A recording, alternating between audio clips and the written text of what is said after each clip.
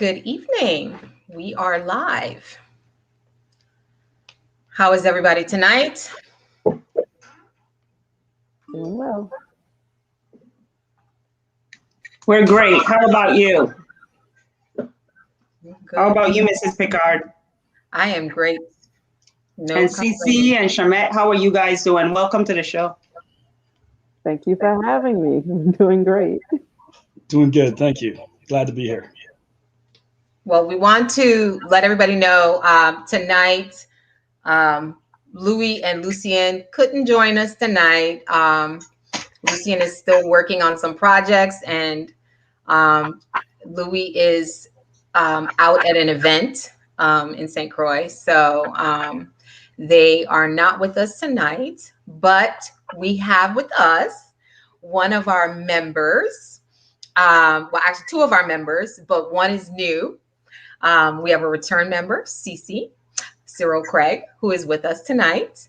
Thank you for joining us. And we have Shamet Gordon, who is joining us as well. And so we want to thank both of them for signing on to tackle this question, this topic tonight. Let me see. We have somebody said Big C. Somebody was Grantley. Hi, Grantley. Welcome to the show. That's right. So I guess we can start this topic. Just want to let everybody know what kind of started this conversation was the Red Table Talk with Bobby Brown that they had. I think it was like a week or so ago.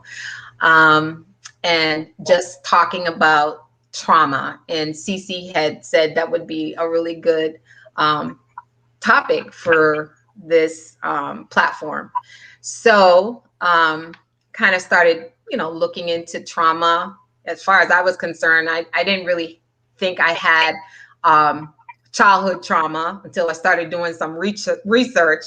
And it kind of like opened my eyes. So we started having the conversation. I want to also say good night, Karen. I see you coming on. And there's a couple more people that just haven't commented.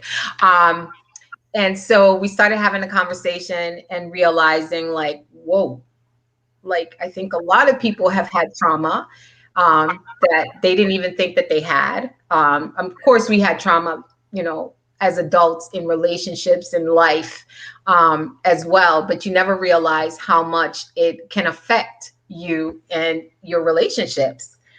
And so we decided to invite Mr. Craig and Ms. Gordon to come and delve into this discussion with us tonight. One of the things that I found out that was kind of interesting was that in one of the researches that I was looking at, it talked about 7 types of trauma. And it talked about abuse, which I think a lot of people, and that's like the number one trauma. It talked about neglect, mental health, risky behavior, serious injury, serious illness, and problems in school, bullying. And started to kind of talk about that and realize that I had even experienced some trauma that I didn't even realize. So when you all hear the word trauma, what does it bring to mind? Or did you even think that you might have, I know, well, Cece, we know, but Trina and Shamet, did you ever think that you had experienced any sort of trauma growing up? We'll start with you, Shamet. So trauma is so broad, first of all. Trauma is broad. So even in addition to the things that you listed, even like if you lived through a hurricane, like exactly, like natural disasters or traumatic events. Exactly. So all of these things are trauma. We have historical trauma, and I'm a descendant of enslaved Africans, so there's historical trauma and all of that. Correct. And we put it into the context that you just said, though. I didn't really think about childhood trauma until So we were talking about it really, and I was like, oh wow, I thought there's certain events or things that happened that have stayed with me because I can remember. I was like, oh, this thing happened and it stayed with me for 35 years, and I haven't told anybody. But I didn't name it as trauma or as traumatic, but it really was. And so there were things that happened from the time before I was 18 that were traumatic, and that was the childhood. And then as an adult, I identify as a domestic violence survivor. So there's been some traumatic things going on in my life. Okay. And how about you, Miss Trina? Well, I didn't know that I had trauma until our last time we had Cece on the show, and he mentioned it. And I assumed that it wasn't me; it was my late husband. And then it just been in my head, and I've been doing some work, and it just hit me like a ton of bricks. That he wasn't the only one had trauma. I also had trauma. Had abandonment issues. Probably still have them. Have issues with avoidant. I avoid relationships. I thought they were all just my way of dealing with life and just being safe. And in my subconscious, I guess it's being safe, but I'm avoiding because of different reasons from the trauma. So I learned recently that, yes, I've had a lot of trauma in my childhood. Before I was 18, we think of trauma in the sense like it has to be something like abandonment. We could use that one for an example. My dad did leave, but I didn't have a problem with that. So in my mind, it wasn't abandonment, right? But then when I started doing the research, I came to the knowledge like abandonment comes when you as an individual wasn't validated as a child. You wasn't recognized, even though your parent may not have caused you any harm. It still can cause issues of abandonment when the parent leaves because they are the parent. So these things came up in different ways. So yes. Okay, For sure. Excellent. How about you, Mr. Craig? Oh, we can't hear you. Good evening, everybody. Thanks for having me.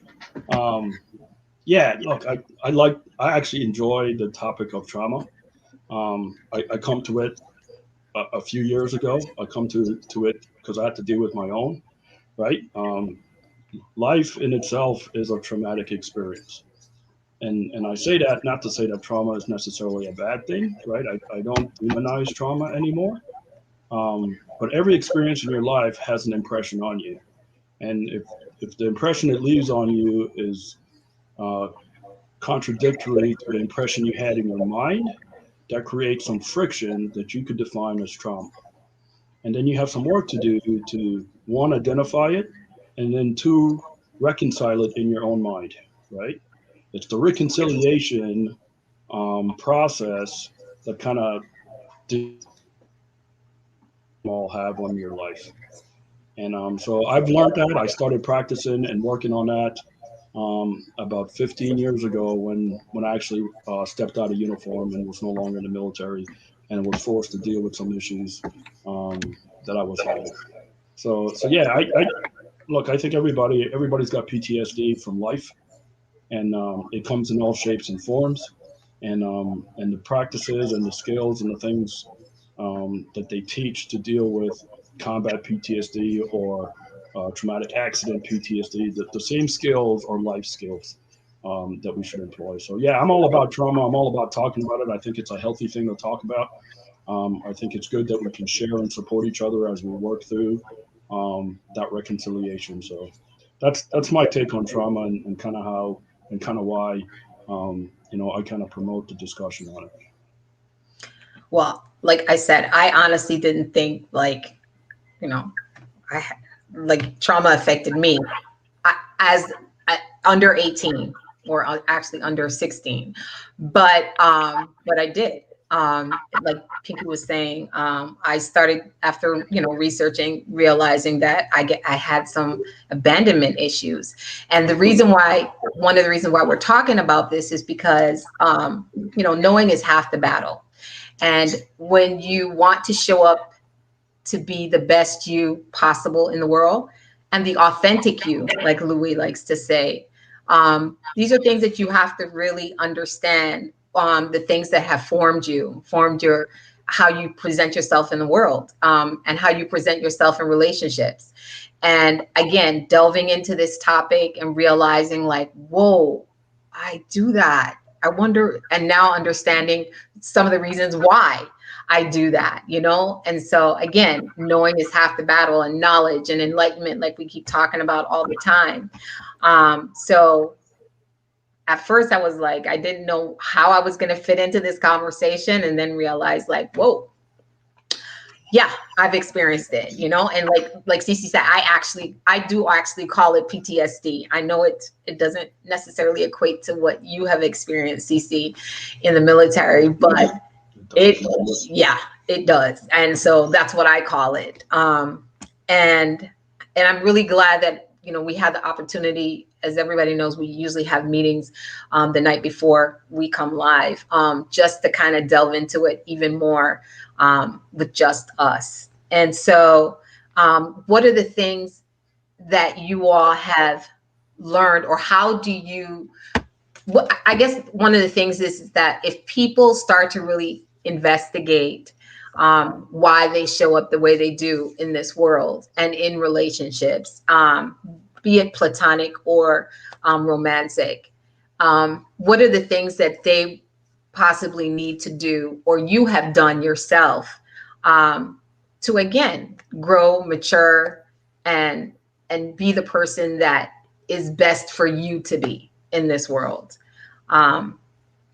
Trina, Pinky. Don't shake your head. Well, I think it all starts with self-exploration and being honest with yourself. There's a lot of things we don't like to face because it's painful. The first time I realized I had PTSD was from a relationship. And that's what made me avoid relationships, because there were certain things I couldn't deal with in relationships. Like I can't deal with like aggression, or I can't deal with someone being negative or very strong, like with their strong, enforcing their strong will on me. It makes me nervous, right? So I had to look at that. Like I had to look at that and say, well, where is this coming from? Like, why can't I be in this conversation? Why am I getting nervous? Why am I shutting down?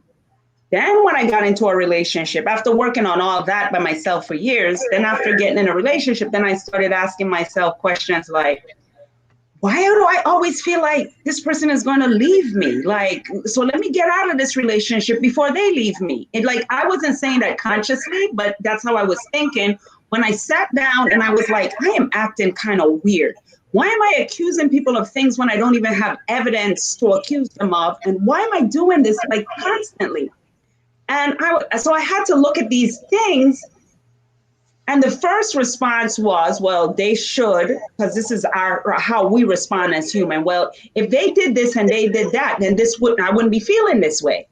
And me and Debbie have had conversation, and I'm like, nah, it's not them, it's me, because I'm the one who's acting weird because of like anything. So what I'm saying is, we have to do that self-exploration. We have to figure out, why are we triggered by certain things in certain environments? Why am I having an anxiety attack?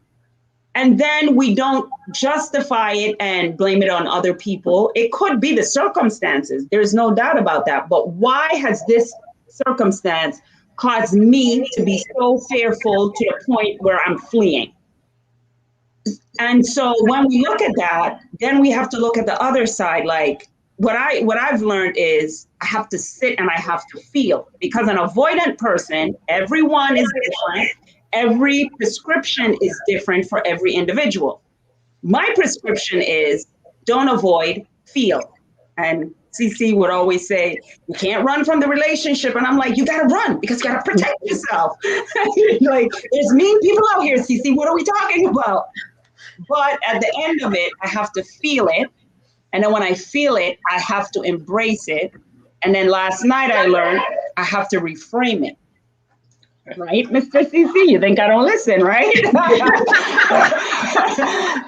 I have to reframe the narrative that I keep telling myself to get myself out of that victim role. So this is the other side of it, you know? So it's all about being honest with self. Excellent. Thank you. What a testimony. Again, that's powerful words coming from somebody that's living it, right? So thank you for that. You're welcome. Thank you. And how about you, Shamet?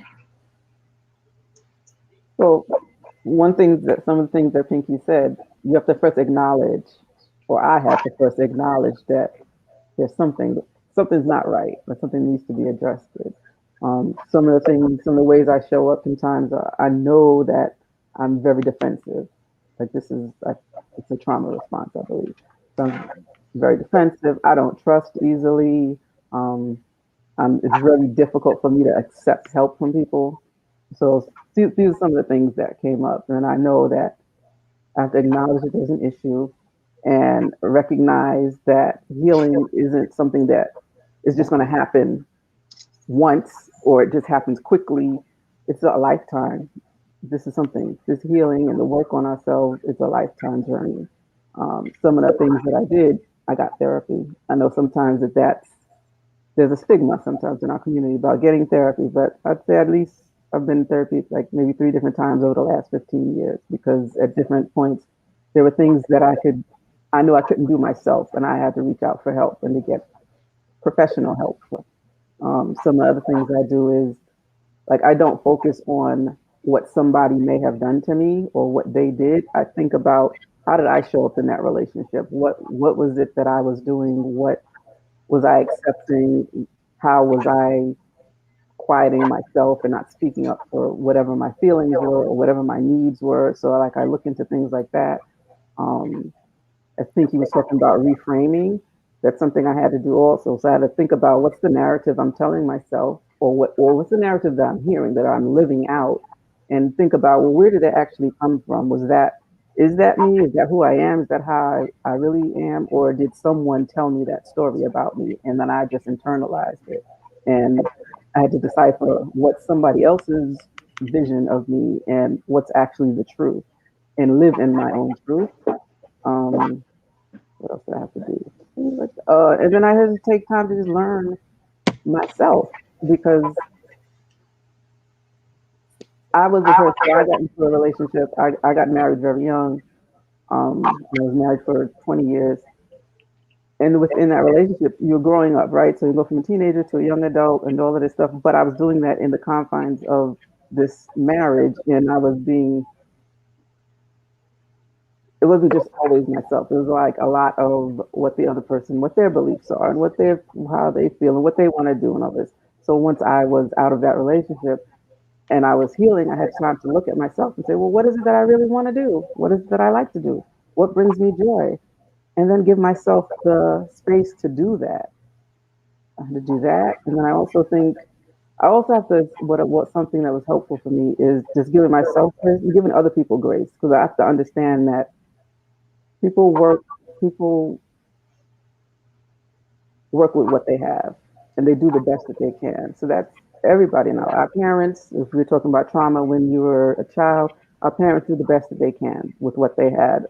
Other people, if you have intimate partners, if it's just friends, whatever the relationships are, people work with what they have and they do the best they can. I have to believe that they do the best they can.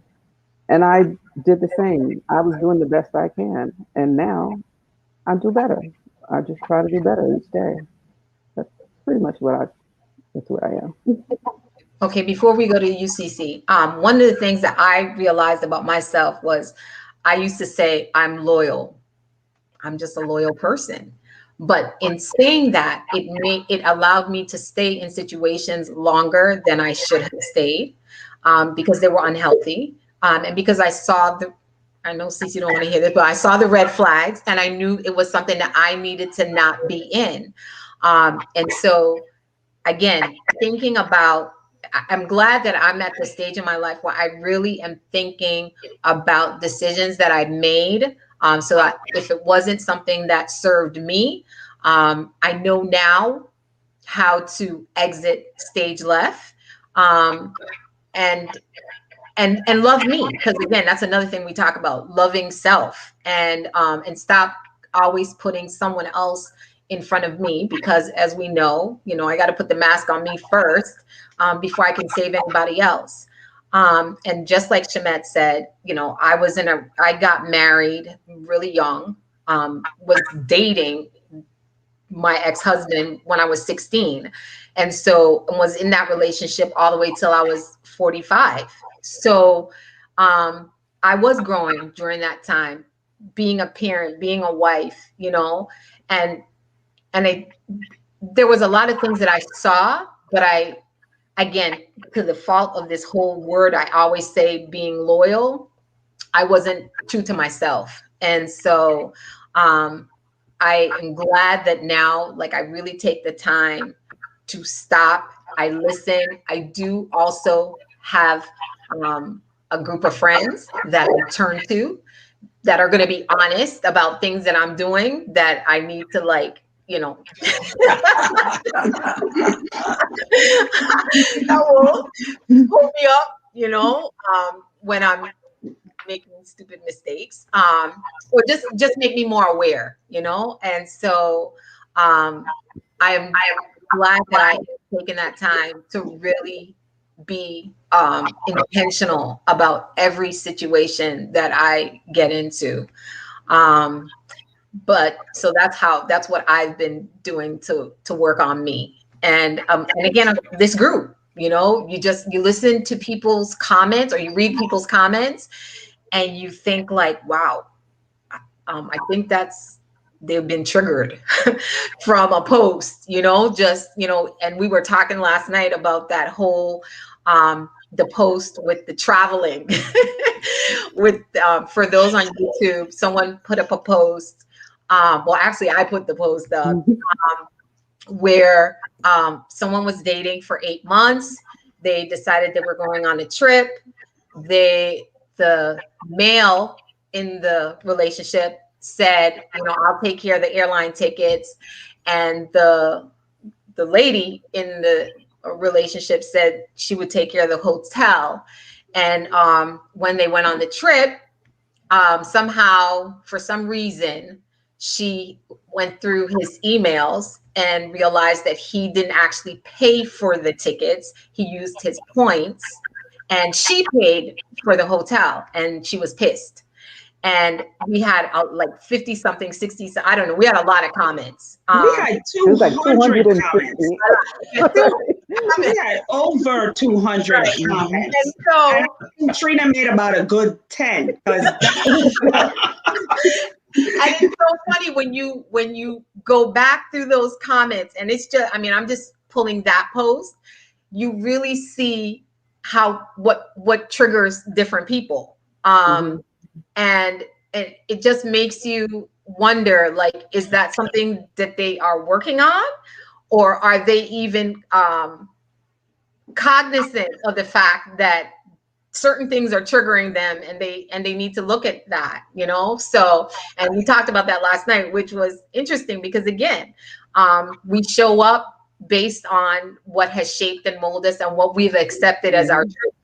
So it's just interesting that, these things show up in everyone. I wanted to add to that. Cece, I know it's your turn, but I wanted to add to that before I forget. I first wanted to add to Shamet what she said about after you leave these marriages and then you have to figure out what you like. Because that was like so hard. Like, I did not know what I liked. I did not know what to do with myself. I was so confused. Like, I knew what my late husband liked. I know what the kids liked, but I had no clue what I liked. And being open and having the courage to actually embrace things that you would like, that was a struggle for me. It's not too much of a struggle these days, but in the beginning, it was a struggle. Because I was like, this is not me. Because you're thinking of who that person defined you as the person that you were or are. And now you have to explore another side of you that was dormant for what, 30 years? Because I was with him since I was 18. But to add to what Debbie said about the comment, there was so many comments that triggered me this week. It was not just that one. It was the one with the big guy.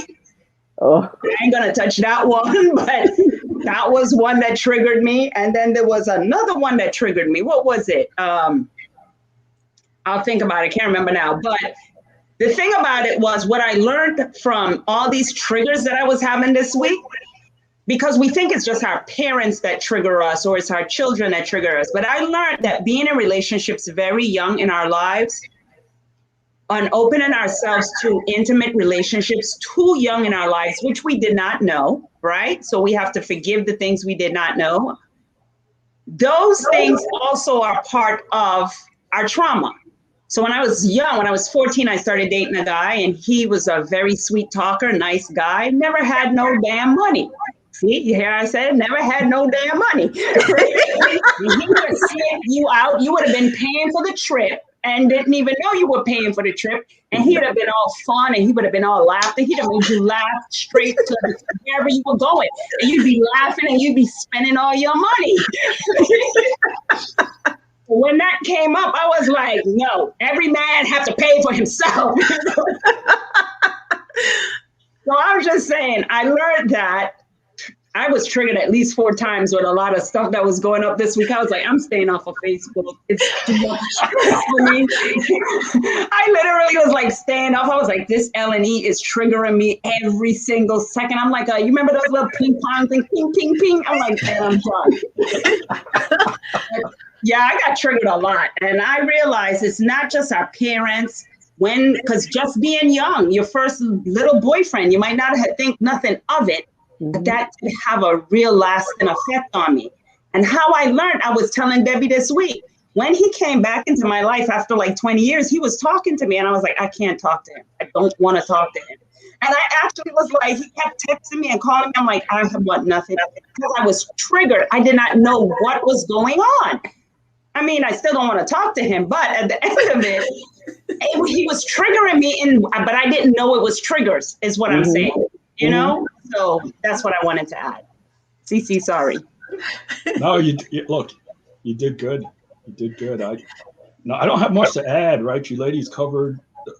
First of all, testimony, personal testimony is powerful, right? It's just powerful stuff. I can't tell your story for you the same way. So the vulnerability and the authenticity in which you guys just showed up and really put yourselves out there about the trauma you're struggling with, that says it all, right? And you guys covered the gamut. I have more questions that just to provoke some more thought, really to add, right? So, I mean, for those that don't know my story, right? I grew up in the Virgin Islands. I'm a young kid. Was born in Aruba.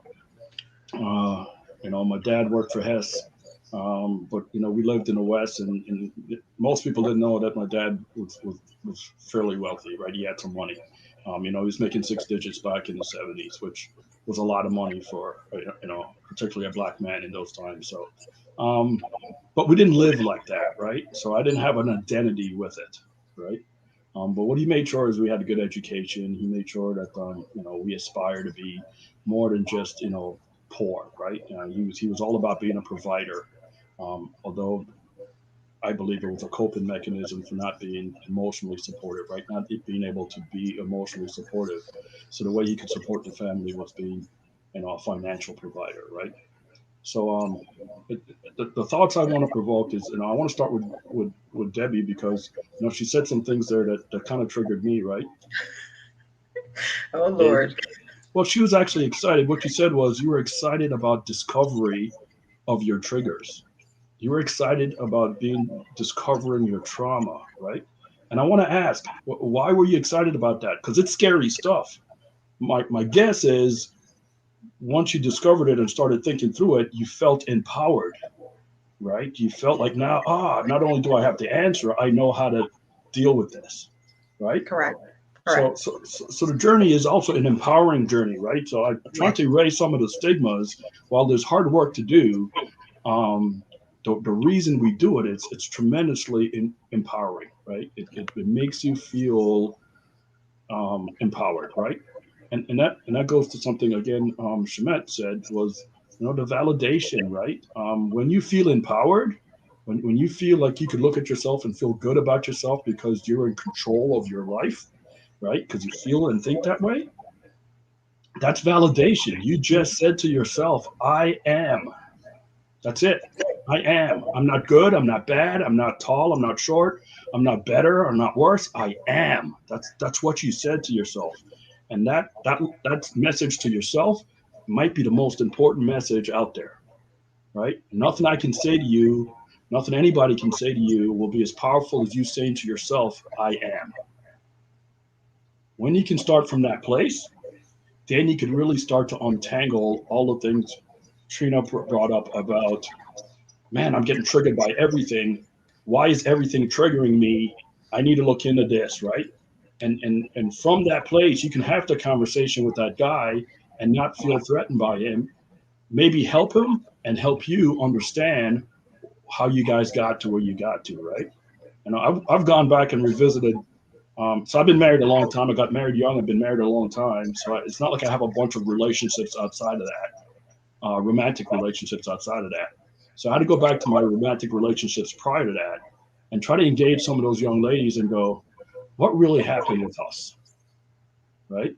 First, I had to, some of those breakups weren't pretty, so I had to just get back in good graces enough to have a conversation, right? I mean, just answer me back, right? I'm not the same kid. I'm not the same guy. I'm no threat to you, right? And then talk about the good old days, right? What happened, right? What was good about it? What was bad about it? How did how did the way I show up trigger you? You're triggering me right now, Cece. Uh, Oh my God. but in turn, they get to tell me how and why they showed up the way they showed up, right? And I must respectfully appreciate that, right? I don't get to shape or reshape your experience for you. I just get to do that for me. All we can do for each other is share and support each other in that process, right? And I think you'll find that people will help you learn to forgive and accept yourself and have compassion for yourself. And in that process, you'll learn to do the same for others, right? Which provides validation and recognition for others as you support them through their thing. This also gets us to the no judgment thing, right? Because when you realize how difficult it is for you and the struggles you had, then you can be compassionate about how other people show up and Mhm. recognize that they're struggling as well. And they got some things they got to figure out for themselves. So, Mm. you got to believe people are good. I like the way she met. I mean, I got no words. I can't put words together like Shemet. I'm gonna say that right now. So I'm always gonna refer back to that. But you gotta believe, right? You gotta believe we're all good. We all mean well, right? And when we show up in ways that trigger each other, it's because something's off, right? We're not grounded in the right space. We're not grounded in the right time. And so that's what I have to say about that, right? It's testimony is powerful. The vulnerability is a portal to that, right? If you can get yourself to be vulnerable, have the courage to be vulnerable, that is the portal to doing the work you need to do. And then the validation, the self validation is everything. So True. that's pretty much it for me. I kind of, oh, go ahead, Shemet. No, go Oh, ahead. Go no, ahead. I just wanted to say there's something that Cece just said about the self validation, which reminds me of it's something that I have to do, and I do it daily. I've been doing it for maybe the last year, maybe even more, because what I've realized is because of these traumas, I have certain views of myself, but I want to make sure that I don't want to have those views of myself. So I have to tell myself a different story. And I do it daily. Like I have it on my computer, like as my background. And I have my little mantra, and it says, I'm fearfully and wonderfully made. I am capable. I am enough. And I remind myself of that. And I remind myself of that. It's not even just in a relationship wise. Sometimes it might be work wise. I'm gonna feel like, oh, maybe I'm not capable of this. Oh, wait. Let me remind myself. Yeah, I am. I got this. I'm good. I can do this. But I have to keep retraining myself because somewhere I got this programming that I wasn't. But I'm gonna keep retraining myself and I'm gonna keep doing it until I don't have to do it. I don't know when that'll be, but that's just something that I have to keep doing and I'm doing it. And I adjust my affirmations from time to time, because I had to go back to, and I've done the I am enough affirmation, because I've been doing affirmations now, I don't know, maybe 10 years, I don't know. And the I am enough, I have to revisit them sometimes. You know, I have enough. With like my finances, I get freaked out with money, and then I have to, because that's also something from my childhood, and then I have to remind myself I have enough, you know, I have more than enough. I have to use scriptures. I use scriptures also, you know. Like with COVID, that was a fear, because I have a lot of fears. They come up in different ways, you know, fearful of COVID, you know, so I had to use affirmations to get me through the fear of COVID. So you're right. We had, and I had to go back to the I am enough one lately. In the last month, I was like, you know, I need to get back to that I am enough, because, and I write them like 10 times. And so they can, you know, and I do it for like months. And then I might change again. Like I would notice things show up in my life, and I'm like, I need to work on this. And I need to work on this. And it shows up in relationships. And so it's like Cece says, you have to be in these relationships, because that's when your triggers or when your weaknesses is exposed, like your relationship at work or your relationship with your neighbor, and this is when it shows up. So for me, I would shut the world out, as much people as possible, besides maybe my kids, you know, because my kids were safe. But then entering into the relationship, just can't breathe sometimes, you know what I mean? But if you have an understanding partner, is what I'm learning, someone who understands you, somebody who will listen to you, somebody who will be patient with you through these anxiety, is what you actually need, not someone pushing you and pulling you and tugging you, because it makes it worse. So I've met a lot of people, and so I was hard on myself, because I felt like I was doing the avoidant thing, right? Which I was, Cece. But I learned too that so when the ex showed up, right, the first thing he said was he was sorry. That's the first thing he said to me. He said, I'm sorry for what I've done. I was the one who did a lot of things to you. You didn't do anything to me, and I wanted to say sorry. Wow. But this is the thing, Cece. The pain that was there wasn't because I needed to hear him say that. Because if that's what I needed to hear, there's other people who need to hear I'm sorry. I didn't need, and I'm not saying I'm sorry. Okay, I welcome that. Thank you. I received that. Yep. But he triggered me, so I started crying. I was like, what the heck is going on? I was like, I got to get off the phone. I got to get off the phone. And he was like, what is wrong with you? And I'm like, I can't talk to you. So my problem wasn't, again, going through that feeling. My problem was not, I needed to hear I'm sorry from him, because there was something else in there that I needed to pull out. Yeah. It was forgiveness. Forgiveness to him first, but then forgiveness for myself. Yes. Because for me, I did not know any better. I was a child. I was young. And so that was a work that I had to do with that little girl. You were young, honey. You didn't know any better. Don't hold that against yourself, and don't hold it against him, because he's an idiot. No, which CC, I'm playing. But he might be. He might well be, Gina. He might well be. You know. So a couple of things. I want to go back to your affirmations, right? Your affirmations are important, but I want to break them down a little bit. It's a technique I was taught, right?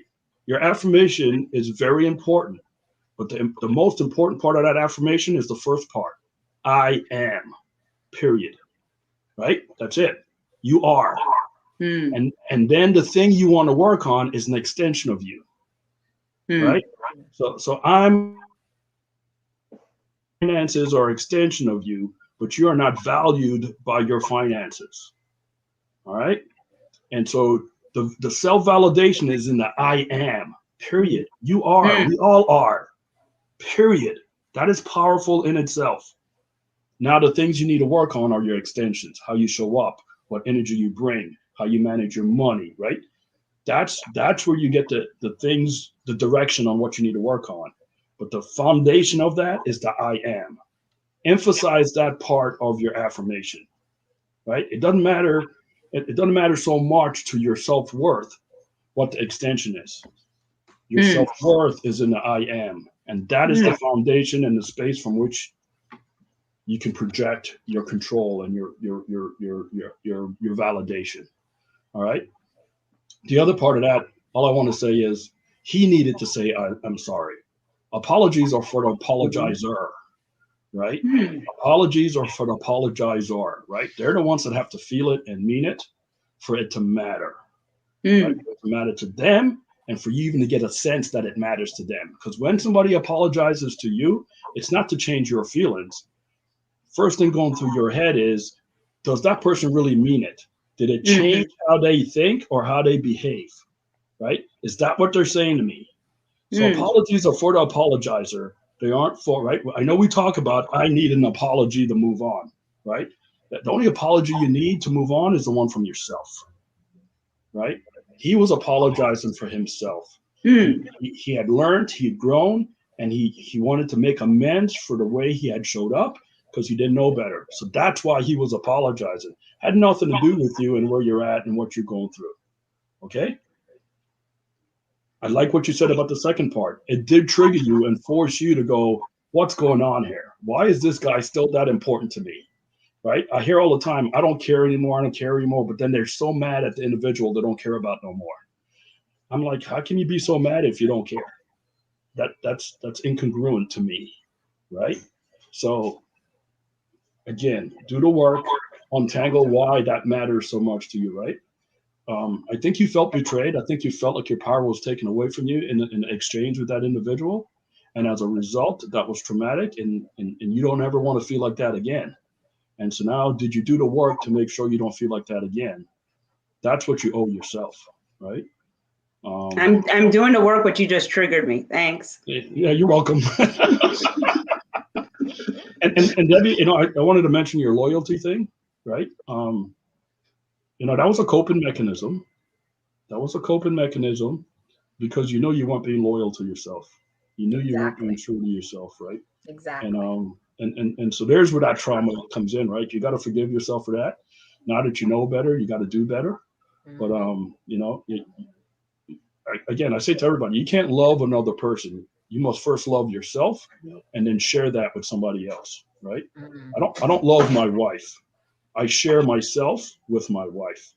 I owe her being the best spouse I can be, right? That's what I owe her, right? I don't owe her anything else, right? I expect the same from her. She's not to live her life for me. She's not to be good for me. She needs to be the best her she can be. And Mhm. if we're not compatible in that space, and if we can't support each other and get into that space, then we shouldn't be together in this kind of relationship.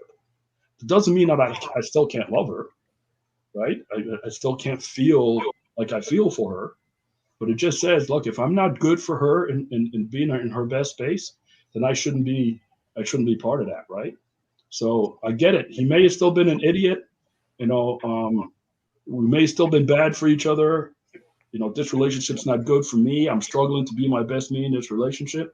So all those things are true, right? When people talk about red flags, when you see them, recognize what those red flags are. Those red flags are saying to you, you're going to have trouble being in this space, being your best you, if those things continue, right? That's what Right. those flags are telling you, right? And you must love those flags out of yourself before you can love those flags out of anybody else, right? Correct. And the reason, again, the last thing I'm going to say about that is why that's so important. This is the kind of encouragement and support we all need, right? Mhm. If my spouse is being her best self and finding a way to be her best self in this space, that's sure going to motivate me to be my best self in this space, right? I'm going to want to be my best self so that we can share that kind of space together. If I'm not in a good space and can't be in a good space, um, then we all know in the back of our minds that she won't be sharing that space for long. So,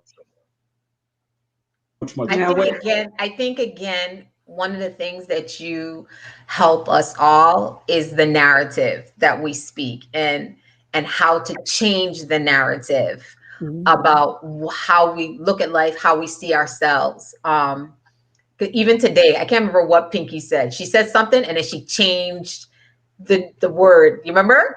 I can't remember what it was you said, but like as soon as she said it, she took it and she said no, and she said something else. So it really is the words that we're speaking to ourselves, that really shapes who we are and what we think and how we see ourselves. And again, one of the things, like I keep saying over and over again, this platform definitely is for everybody that's in the group, anybody who's watching us on YouTube. But at the end of the day, if we really want to create a better legacy for our children and our grandchildren, we have to do it differently for them. So we're learning this for ourselves, but my hope is that everyone is taking away from this to parent differently, to show up differently, to mentor differently. Because I know for me, even with my grandson, um, and I get it. You know, people say, "Oh, you're not your grandmother said, no, you know." But one of the things that really actually helped me too is that I'm going to be a licensed therapeutic foster parent, and I had to take some classes last year, and I was like, wow, this is the kind of information people need from like in middle school. Because again, we show up how with again with our trauma, we show up how we were parented. It doesn't necessarily mean that that was correct, but it makes you realize like you can do things differently, but have a really good outcome. Mhm. So I talked to my daughter. I remember one time, I think my grandson must have been a little over a year, and something he did, and I was talking to my daughter and his dad, and I said, do you know that he's literally only been alive for 380 days? Like, do you understand that? And and his father was like, whoa. And again, it's how we speak about things. And even for myself, I caught myself and I didn't even realize what I was saying, but I was like, he's only been alive for 300 and something days. Like the expectations you're having of him is unreasonable. And so it really is what we're speaking to ourselves and how we're speaking to ourselves. That's important. I kind of want to interject. I said we were going to kind of do it to the end, but one of the things I wanted everyone to know is that in speaking last night, I like to showcase anybody who's doing something. And we found out that Shemet wrote a book. Um, and it's called Spirit Song, The Lyrics of My Heart. And it's a book of poems. And we're going to definitely put a link on the page. And it was interesting that one of her poems has to do with trauma. And so do you want us to read it now or do you want us to do it? Yeah, let's do it now. And so she realized that it had something to do with the conversation for tonight. So we want her to read that poem for everyone. All right. The title of this piece is To Save a Nation. We hear so much about healing these days. Everybody is in need of a cure. Our collective people, our nation, the global community, our mothers and fathers, the abused woman down the street, the drug dealer on the corner, your child's teacher. Everyone requires something. The starting place for this communal overhaul is an individual process. Before we can be of benefit to others, we must first begin with ourselves. Go back and fetch it is the essence of Sankofa. This small statement is at the root of the much sought healing. If you do not understand where you are, how you got there, you are destined to remain in the same place, forever stagnant. The most difficult journey to make is the one within yourself. The most empowering journey to make is the one within yourself. It is imperative that you acknowledge who you are. Recognize the pain inflicted on you by others and let it go. Admit the grief you have imposed on others and let it go. Accept the unloving acts you've committed against your own self and let them go. Now, this may sound like a daunting task, but nevertheless, you are not alone. God promised to heal if you only humble yourself and ask. When you call out, He will respond. He will lift your burdens, and you will discover all that has happened was for your deliverance. Thank you. Excellent. And we hope that she still has some books available. This was a book she wrote many years ago. And in our conversation last night, we realized that, hey, we have a poet on our hands. So we definitely want to applaud you.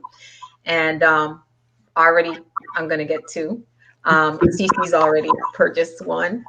So we just wanted to let everybody know that there are some books still available for sale. So Nicole put in here that, say that again, Cece, sorry. I was just going to say, right, I wasn't the first time I heard that poem. It's not the second time, and it gave me goosebumps. I thought he started crying. I did. I just got to say, I'm moved, right? It's such a powerful lyric, right? So many powerful things packed into just the lyric. Man, thank you so much. That is really good stuff. And it sums up everything that we're saying. Mm-hmm. And so it is not a new thing. It is actually the thing. It's the truth, because the truth doesn't know time nor space, right? That you wrote that so many years ago, and we're speaking about that tonight, and it was not actually planned. It was not planned. Because you came on the show today and said you found a poem that you wrote that talks about what we're talking about. Right, which is not. And then I want to focus. The main focus. I know we say that our title is trauma, but the focus is really healing, right? So we're not really focused so much on trauma and the trauma. It's how do we move past it, and knowing that we can get past it, that we don't have to stay in it. That's not place. That's not inevitable. What is inevitable is our healing and our growth.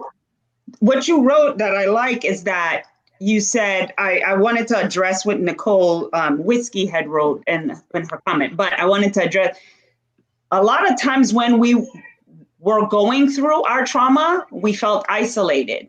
We felt all alone. We felt like no one understood, and we wanted to know, why are we going through this? And why is God letting us go through this? And then we open up and we find out that so many people went through the same things we went through. And it gives us the courage to help them and also to help ourselves, you know? So in your poem, what you said about the drug dealer and the drug abuser, they got troubles, you know? It doesn't make a difference. We see it and we look at it and we judge it, but we really don't know what people went through to get them to that point where they're at. You know, it's easy for us to sit back and say, well, he should be doing this, that, and that. We really, really don't know what people's been through in their lives. And that's why we have to always remember. And then we're carrying around this collective thing also, right? Because if, you know, it's like, and I was thinking about this earlier, when we hear anybody, any Black man getting beat or whatever, that never happened to me. It never happened to my kids, but I still feel for him, right? When we hear of people getting lynched or whatever we hear, we feel it, right? Because we're a part of them and they're a part of us.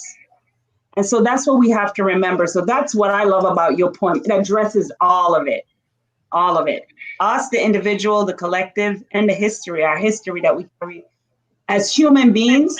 And in our race, we carry this. We carry it as women, and we carry it as Black women. We don't just carry it as women, we carry it as women, then we carry it as Black women. We just carry so much. And then we show up in the world and then we want to know why. And then we're hard on ourselves, you know, or we're hard on our loved ones. So, yeah. So that ties together real nicely, right? The validation, right? The isolation in trauma threatens our validation that we matter and who we are. And as a reaction to that, we seek commonality with other people trauma, right? Because we're most desperate when we're most desperately seeking companionship, right? When we're feeling isolated in our trauma. Where we find that too often is other people Mm-hmm. with trauma, right? Mm-hmm. And so we identify any way we can, right? You know, whether it's a black man getting shot, right? That's an inhumane thing that shouldn't happen, period. But because I can identify with it being a black man in this society, that has extra meaning for me now. Now I have community, right? Because I can identify with it. So Right. we need to be aware with how we look for that companionship, how we look for that identification. Mm-hmm. This is why whenever you look external, it becomes problematic. You must find a way to look inwardly, right? To identify with yourself, validate yourself, and then sort through your own trauma as how it's shaped and its meaning for you, right? So yeah, everything you said about the poem, and then that's how it wraps up, right? It kind of feeds on itself. In the military, we call it a self-licking lollipop, right? You know, there's this need and desire, and then it just perpetuates itself over and over again, and you get in this battle rhythm of perpetual trauma, right? And this is how we get stuck. This is how we get stuck. And then we have limits. We're humans. We have limits, right? We could break, right? We can have a psychotic break. We can have an emotional break. We can have, you know, it could show up as aggression. It could show up as, you know, isolation. It could show up as drug abuse, sex abuse, alcohol abuse, right? Because it spirals out of control. So all of that wraps together, right? It kind of feeds on itself. And if you don't interrupt that cycle, that battle rhythm, you're going to end up at the desperate ends of the spectrum rather than the normal. I'll use the word normal in the middle, where it's just part of life, and you got to deal with your challenges of life, right? That's not going to go away, but it doesn't have to be at the ends of the spectrum. It doesn't have to be at the extremes. Mm-hmm. Makes sense. Makes sense. Trina, you wanted to, well, Nicole had written, wow, he talking about CC sure is hitting the nail on the head. I appreciate you guys. Feel so stuck sometimes with my failed relationship, and you guys are opening my eyes to so much. Thanks. Where were you 2 years ago when my world fell apart? Well, Girl, mine fell apart 2 years ago too.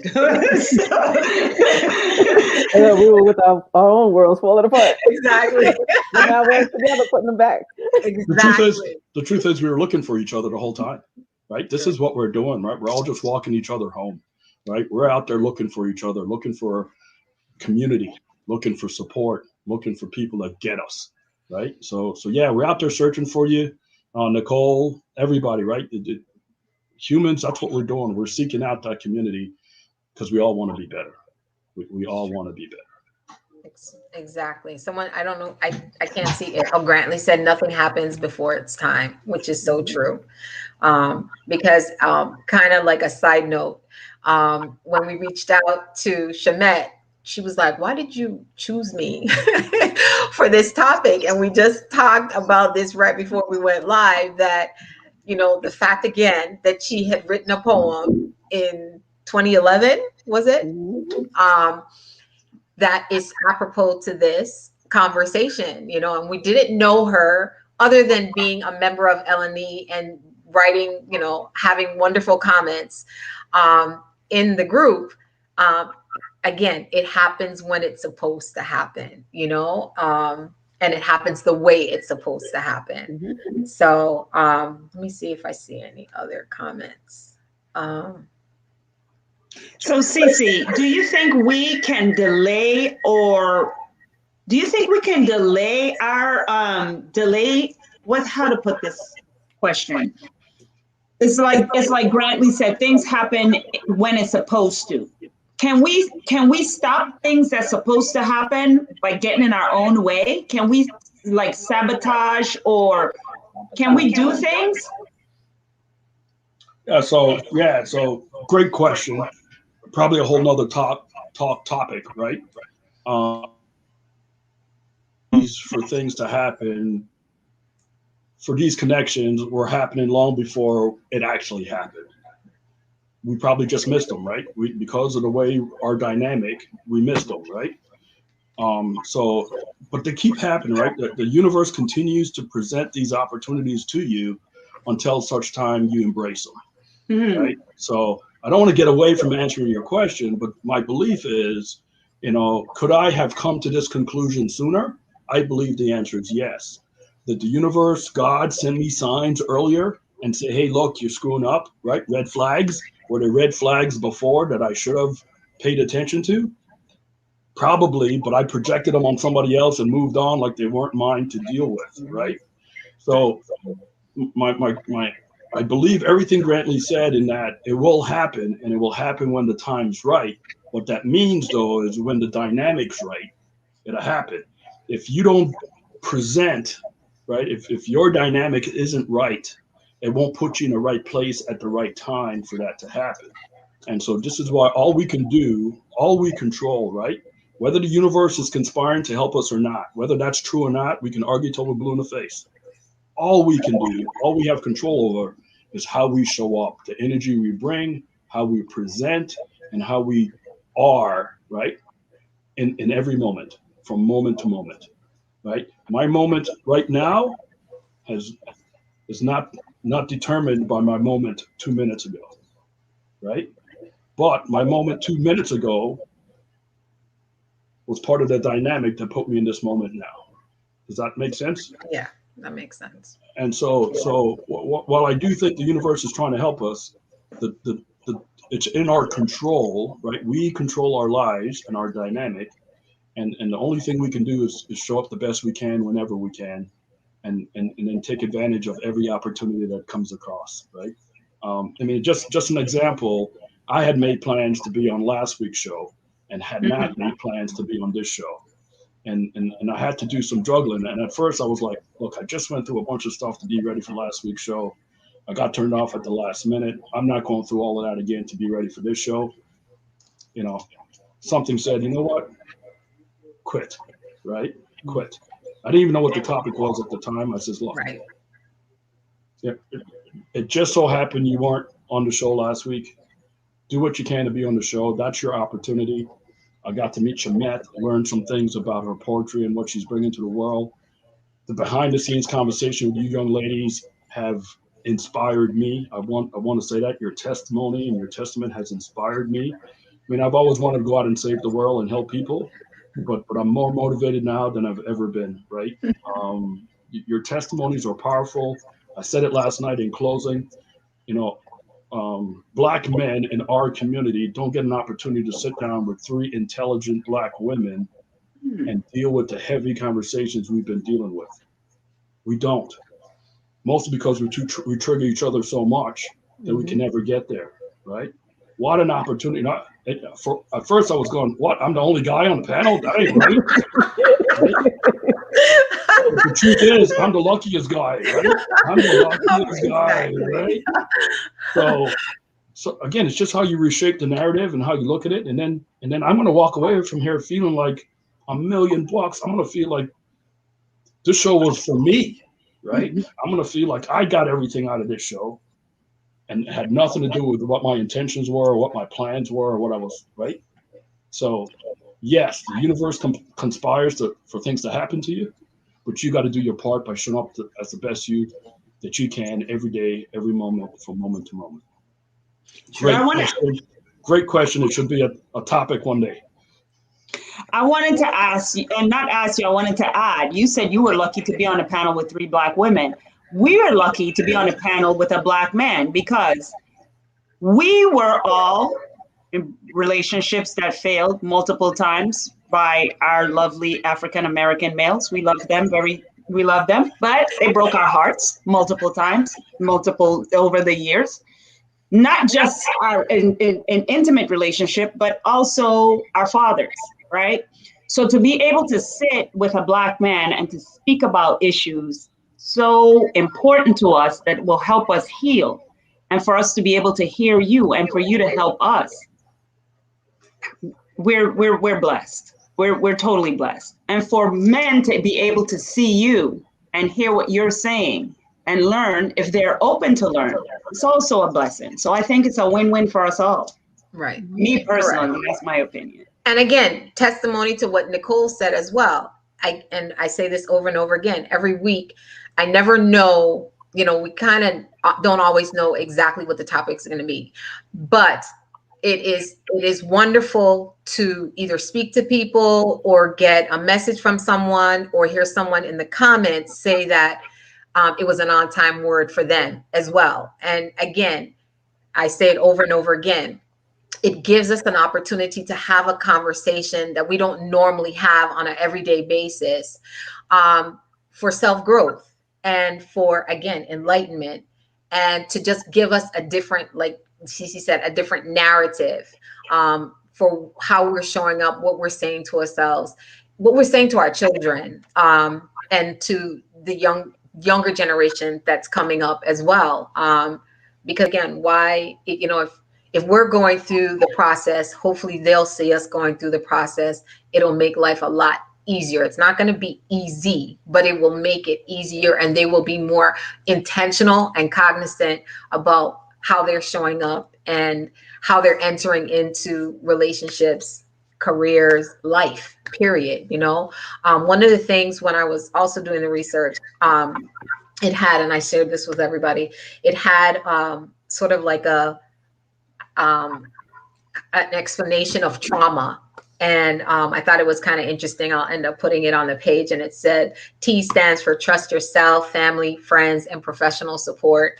R, recovery, which is the process, and it takes time and patience, so it doesn't happen overnight. A, attend to yourself with love and self-care, which is something we always speak about. U, understand emotional trauma is not your fault. M, meditation, mindfulness, and movement are essential for healing. And A, accept that you are a whole person. And I just thought that was like really, really good. So I'm going to share that on the page as well. Because again, it's the narrative, and also what Shamet said. It's not focusing on the trauma. It's acknowledging that there is trauma, but we need to heal, and how we move through the trauma, to show up as better people, not just for others, but also for ourselves first. So I thought that was pretty interesting. Did you want to say something, Trina? Shamet's turn. Oh, Sorry. my turn. I don't know. Well, You're talking a lot. I don't know. I don't know. I have anything in particular to say right now, but I do appreciate what you said, Trina. I agree with what you said also. I'm glad that Cece is here with us tonight. And it's my belief that I know it's an individual thing, our healing. We have to work on ourselves, but we have to do it together, right? Black men and Black women, we in this together, and our healing is with each other. So it's important. It's just important that we're here together, talking through this, showing others that we can have these conversations. They might pull up things that are hurtful, but we can work through it together. Like, that's the whole thing. We're doing it together. We're not in this alone. It's a self-reflect. We have to, reflect, but you don't have to go through this whole process alone. And that's very encouraging for me to hear, because when after Vince passed away, my kids all said to me that they know I'm going to get remarried, but it wouldn't be within my culture. They were that convinced that it would not be within my culture because I was done with it. Right? I'm trying to say things without saying it. You get what I'm saying, Chanel?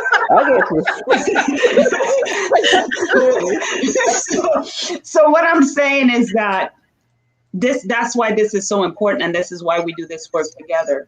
Because I've learned, living in both communities, everybody has problems, but everybody problems tend to look alike based on your culture, because your culture do have a role, and your race and everything, they do play a role in the things we face together on a collective, right? So it does help us to be in relationship with one another, and we understand one another in a deeper level, you know? Talking to you guys, talking to someone from home, it's a different understanding that you can't get elsewhere. That's the best way to put it. Wait 1 second. Kima asked a question. How do you shift the narrative for vicarious trauma? That's what Cece. She also said that's a whole show in itself. Yeah. Right? So, look, I don't have all the answers, and as we stated earlier, it's an individual journey, right? The process is an individual journey. While we support each other as a community, and we support each other through relationship, the process is an individual journey. So I advocate for loving yourself first, right? Find a way to validate yourself. And by loving myself, I mean, one, I must validate I am, and that should be good enough for me. I should know that I am and I belong here. And this is my journey in life. This is my contribution to humanity. I am, right? That has to become a powerful mantra and a powerful starting point for who and how you move forward. This is just my opinion, right? I don't have a lot of the stuff I say. I have academia to back up. This is just my opinion. It starts with I am. I must believe that I deserve and I am and that I'm good and that I belong here and I have every right, right? All those things. I am. Then the next step is authenticity, right? Being really honest with yourself. Being really honest with yourself about what that means, what I am means, right? Just be clear. It's just a data point. It's just a fact. I'm 5'9", right? I'm black. I'm not white. I'm 210 pounds. These are just data points, right? They're not good or bad, or they're not judgments, right? They're not in reference to anything else. Yeah, I don't want to be 210. I want to be 185, but that's not a data point. That's a desire. The data point is right now, right here, I'm 210 pounds, right? Today, I'm 5'9", right? I don't know what's going to happen tomorrow, right? But just go through those steps and be honest with yourself. And I'm being a little casual about that, but you got to be honest with who you are and what you're about today, and then be okay with it, accept it, right? You're not good or bad as a result of it. You're not better or worse as a result of it. Don't compare, no judgment. When you can do those things, what you are actually doing is exercising compassion.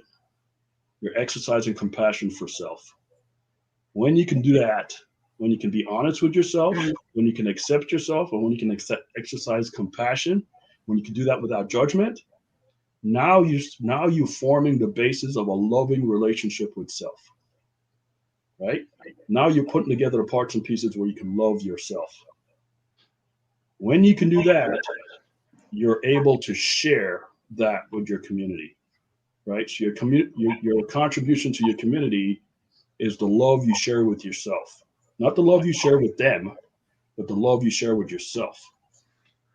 And then you afford them to share space with you. This is how it starts. And then this is how it perpetuates in terms of relationships with others, right? It starts with your inner circle, starts with the next ring, goes to the next ring, right? I believe in 6 degrees of separation. For those that don't know, right? I believe if you know 6 people, you've come in contact with everybody in the world, because that 6 people know 6 people. Those 6 people know another 6 people. Those 6 people know another 6 people. Pretty soon, exponentially, you've connected yourself to everybody in the world, right? I was fortunate. I've traveled the world. I've lived all over the world. And I've come to understand we're all one. We're all the same. We're all connected in strange ways that we don't even think about.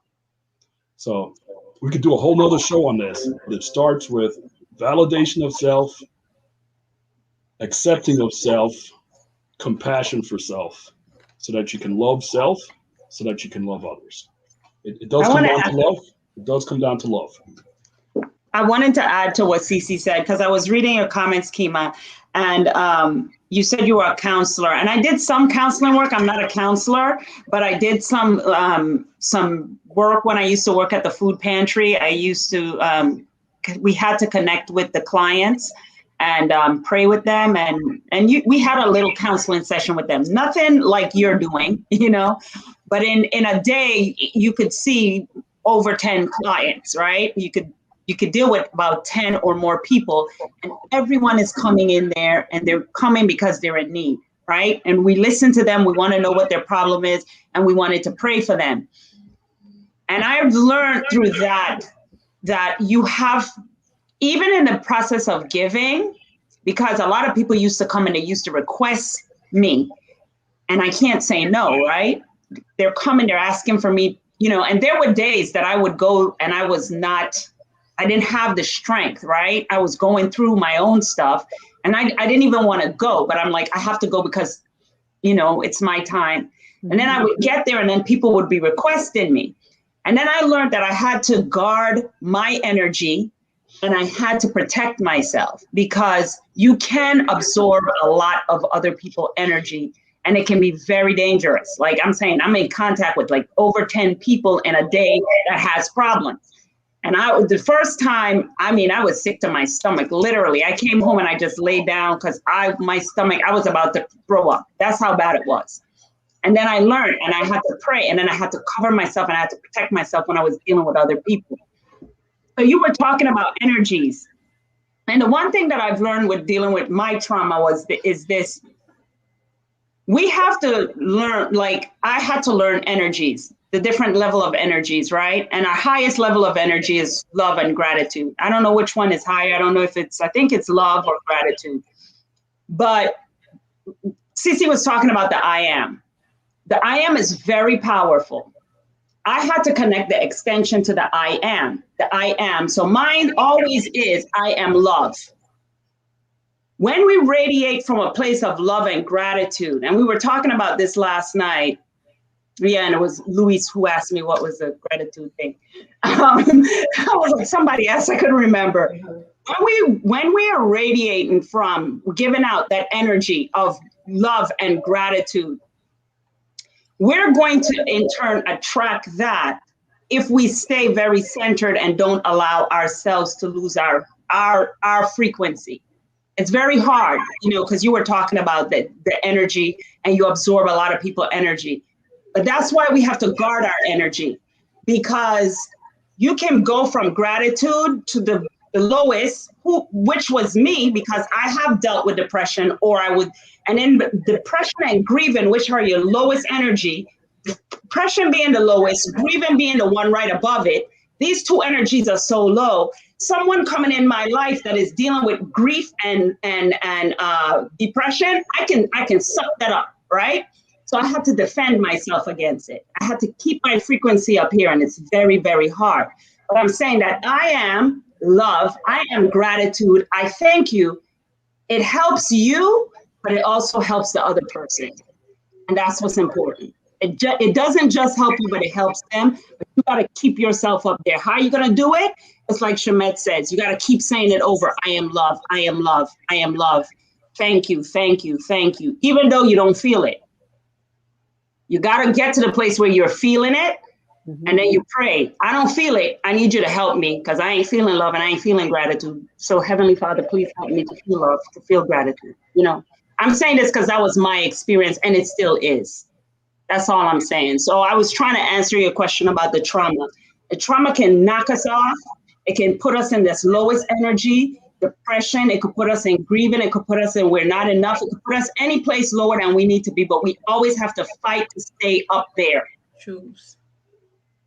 Choose, and sometimes we have to fight for it because it don't make no sense. I have some questions on that, right? Because I fundamentally, I wouldn't say disagree, but I have some challenges with this isolation, right? So that we just got done saying how isolation is not good. isolation is problematic, and isolation predisposes us to seek out things that may not be healthy for us, right? So, I'm all about setting boundaries as an extension of ourselves, right? You have to physically and mentally and emotionally protect yourself. But boundaries are called boundaries. They're not called walls, right? They're not called barriers, right? They're called boundaries. They're really just guidelines of how I expect you to show up and how I plan to show up. Because if you start setting up guards, right? One, you're coming from a position of fear, not love, right? You're trying to protect yourself, which means you cannot show up as your best self at that point in time. We just got done talking about how you show up as your best self, right? So boundaries are important, but keep in mind they're not protection, they're not armor, right? They're guidelines about how we're going to dance, right? If we're going to share this dance floor, this is how we're going to do it. If you don't wish to dance like this, go dance with somebody else, because I'm not going to devalue myself just to dance with you. And then narrative is important, right? We can only share what we have. We can't give it away, right? So I can't love you to health. I can't give you love. I can't give you of myself, right? I hear it all the time and I don't agree with that. I don't give of myself. I share my space. I share my energy. I share myself with others. In order for you to stay in my space and benefit from that, you can't corrupt what that is. So there's got to be boundaries, right? And this is how you can manage engaging people with terrible traumas, people that are deeply troubled and showing up with very negative energy without absorbing it, right? But you got to let yourself feel enough of it so that you can empathize. You Right. have to let yourself feel enough of it so that you can intuitively understand what they're going through, because Right. they don't have the ability to articulate it when they're that troubled, right? So you have to be open enough to engage and feel, but you have to do it in a way where you're not guarded against losing yourself, right? I actually seek out the most needy, right? I actually look for those folks that are in the deepest trouble. It took me some while to get there and took me some understanding on how to do that. I had to learn that, right? Because if I didn't do that well, it could be destructive to me. And some days are bad, right? Some days gets the better of me, right? This is not like a perfect science, right? I don't have it all figured out, and then every engagement, somebody doesn't find a way to trigger me and pull me back down. I'm not saying that don't happen, but I'm saying if you learn how to engage, because those people that are most desperate don't need isolation. What they need is somebody to reach out to them. But if we're all Mhm. guarded against being corrupted by them, then all we're going to do is perpetuate more isolation, right? When a mass shooter goes out and shoot people up or blow people up or something like that, we all want to point the finger and not take any responsibility about how that happened, right? I want to know how we live in a society that let people spiral so far off the charts that they're so destructive to society, right? That's what I want to know. And so I want to seek those people out and kind of find them. But you are right. There's a way to do it. You have to learn those skills and you have to go out and do it, but only as an extension of yourself, not as a value of yourself, right? You cannot give me the best of you. You can only share that with me. Well, I think that's what I was trying to say. But like I said, I always say things wrong. But that's what I was trying to say. You know, the share is a better word than give, but the protection, but like you said, it's not the wall. Mhm. Anyway, you said it well. I did not. And I accept that as a fact. Okay. Very well said, Cece. I just want to encourage people to stay open, right? Don't be so put off by the nastiness of life that you close yourself off and isolate yourself doing the very thing you don't want done to yourself, right? Mhm. Now you're self-destructive, right? So stay open, right? In the midst of your trauma, stay open, right? I mean, every religion has chapters and passages about how to have faith in God and not be, not project that on anybody else, right? It's you got to stay open. The key is to be love and stay in that space so that you can share it with others. Without people doing that, the shift of society, this wave we feel of society going the wrong way, is a result of that. Too many of us trying to be isolated when society can't survive like that. So my goal is to encourage people to stay open, learn the skills on how to share, right? I've had to do it with my adult kids, right? Like my adult kids taught me more about life and this than anything else, right? You got to let them go do their own thing, but you can't help but love them and want to share space with them, right? And you can't help yourself. There's something wired in your head that you can't just walk away from them. And so you better figure out how to do it. Otherwise, you're going to find yourself without your kids, right? And when they really need you, you're not there, right? And watch them struggle as bad as you, or if not worse. So I'm just saying, you got to find a way to be open. That's all I'm saying to everybody. Just find a way to be open, set the boundaries, learn the skills, but please don't let that close you off. But I just wanted to say that isolation for the wrong reasons are a bad choice. But there are times when isolation is needed. There's a time when separation is needed. There's a time where we have to go into pray and fasting and separate ourselves to find ourselves.